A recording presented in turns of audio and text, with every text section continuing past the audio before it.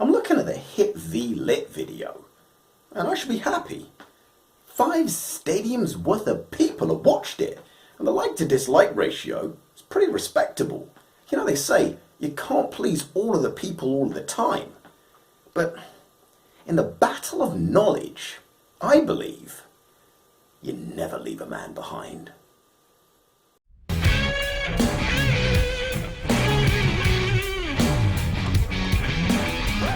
Preach! Testify! If you liked or agreed with my part 3, HIIT v Lit, then this is more of the same. Keep watching though. Hell, more of the same works, even if it's bad same.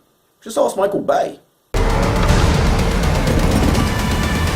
But this is for those who are still struggling with the belief that if they train HIIT, they're suddenly going to become some sort of torn god of the tartan, and if they train Lit, they're going to end up like some emaciated weakling. The fundamental principle that I'm trying to put across here is this.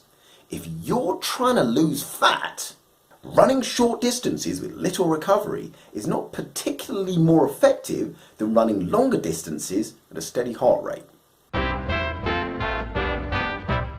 Don't come at me with studies, because there are so many more factors to weigh up when you're comparing these protocols for an individual rather than just lab rats, furry or non-furry. The factor that is absolutely vital and all-important that you focus on is the level of expertise or excellence that you attain doing it. Basically, if you're good at it, then it's very effective. But if you're not, it ain't. Now, get ready for a truckload of examples to illustrate this. If I train for a marathon and I do 5 to 10 miles a bunch of times a week, but I walk them and I continue to blast out my squats and deadlifts routine, which one of these two do you think I'm really going to end up looking like? And if I get myself signed up for HIIT intervals at my local DrossFit performing 30 kilo bench presses, do you really think I'm going to end up looking like Magic Mike? In a Go Spectator marathon, the winner looks skinny, yes, but the guy coming in 4 hours, he doesn't look like a drain pipe. Next weekend, take yourself to a low-level athletics meet where they sprint the 100 meters in 13 to 14 seconds. Now those boys are training fast twitch HIIT all year round, and yet they don't look like 100-meter Olympians. They look average. And forget the super soldier serum. Now, some of you skeptical eggheads love talking that fiber type stuff, so consider this. Now let's take a look at a tour cyclist. They do 200 plus kilometers a day. That's 5 to 6 hours in the saddle. You couldn't get a better description of lit or slow twitch fibers for vast majorities of the race. Now pull up a picture of a tour cyclist's legs. All but the lightest are going to have quads that would rival some squat head doing 12 reps, 4 sets of HIIT. And do you want to know why?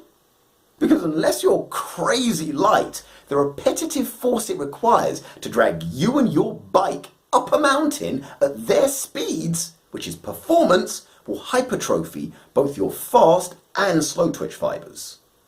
Now watch amateur cyclists and you won't see the same level of muscle mass and leanness because they just don't go as fast and aren't as fit. I said, forget the super soldier serum. And you know those sprinters in the Tour? They've got some trunks for legs. Why? Because they need to turn a wicked lick of speed at the end of the stage.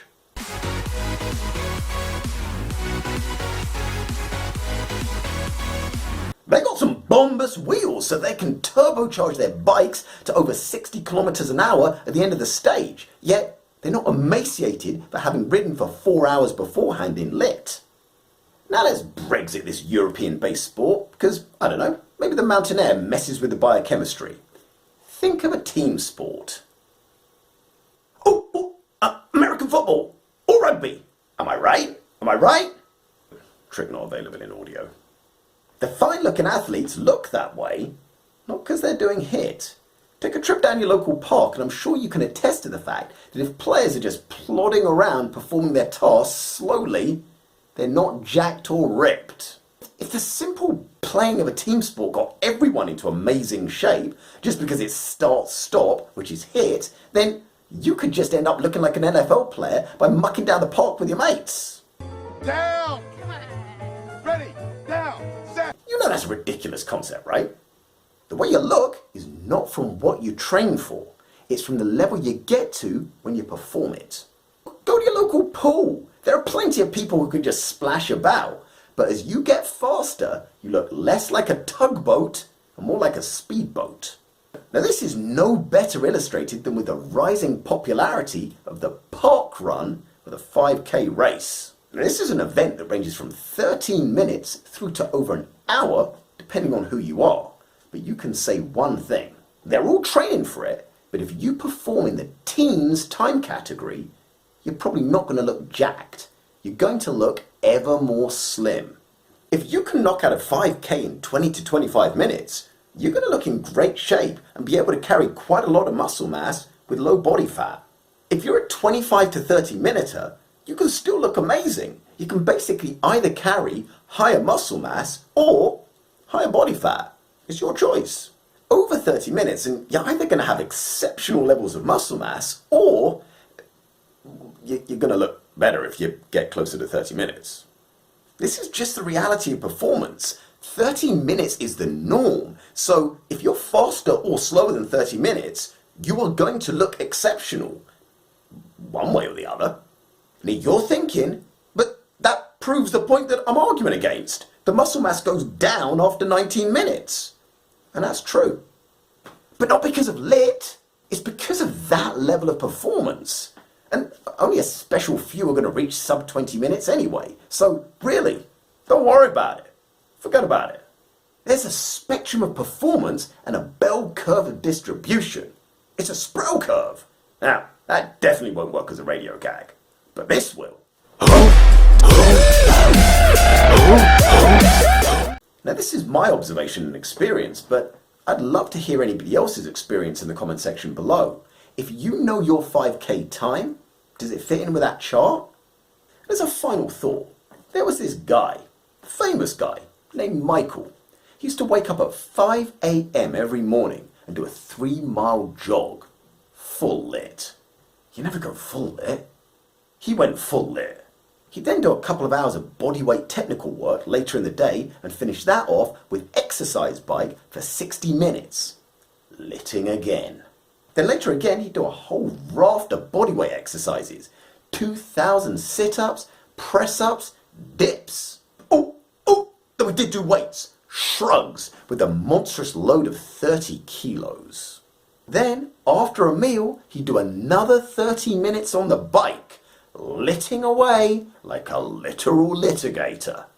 And with all that litigation, what do you think that Michael looked like? Like this? I mean, that makes sense, right? Or maybe like this. You could picture that, okay? Actually, he looked like this. Michael Gerard Tyson. So I'll ask you, are you still certain the HIIT is going to make you look like this? And lit is going to make you look like that? I hope this helps. Bust me a thumbs up, because let me tell you something. Bustin' makes me feel good. Have your say in the comments, babe, especially about that 5K, because I'd like to get as much data on that as possible. Be a bell ringer and get my next video zinger. If you like my vibe, please subscribe. Woo! Woo!